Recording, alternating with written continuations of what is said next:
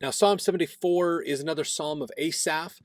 This one is a little different from the last one in that it's not so much praising God or it's more, this one's more about dealing with some of the challenges that come up in that short game of life. If there's the people who keep the eternal perspective of things, then there's the people who are focusing on just in delighting in wickedness, which is hurting other people in this life. And so in this psalm, he's trying to reconcile that out with God, basically, of the challenges that the saints face because of the wickedness of others. So, verse 1, O God, why hast thou cast us off forever? Why doth thine anger smoke against the sheep of thy pasture? Remember thy congregation which thou hast purchased of old, the rod of thine inheritance which thou hast redeemed, this Mount Zion wherein thou hast dwelt. Lift up thy feet unto the perpetual desolations, even all that the enemy hath done wickedly in the sanctuary. Thine enemies roar in the midst of thy congregations, they set up their ensigns for signs. A man was famous according as he had lifted up axes upon the thick trees, but now they break down the carved wood thereof, at once with axes and hammers. They have cast fire into thy sanctuary, they have defiled by casting down the dwelling place of thy name to the ground. They said in their hearts, let us destroy them together. They have burned up all the synagogues of God in the land. We see not our signs, there is no more any prophet, neither is there among us any that knoweth how long. O God, how long shall the adversary reproach? Shall the enemy blaspheme thy name forever? Why withdrawest thou thy hand, even thy right hand? Pluck it out of thy bosom. Now pause here just for a second. It's fascinating that Asaph is kind of like, God, where did you go? Why did you abandon us? I mean, if you really think about it, God does not abandon us. We have a tendency to abandon God.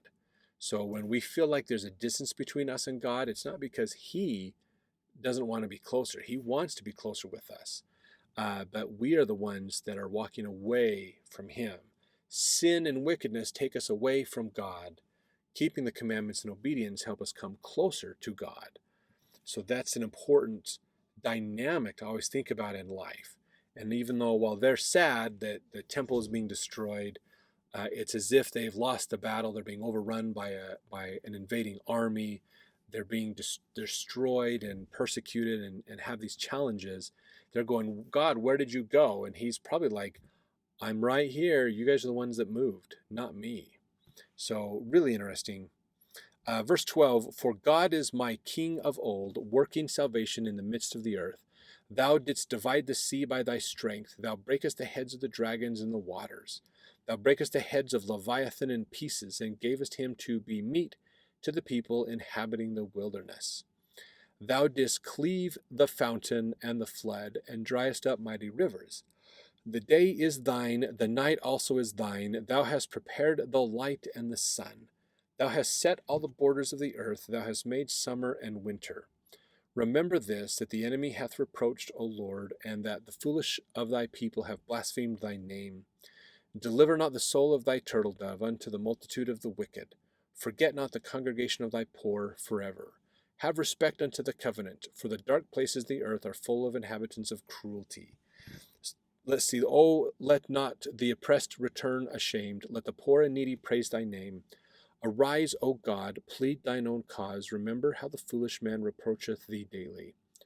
Forget not the voice of thine enemies. The tumult of those that rise up against thee increaseth continually.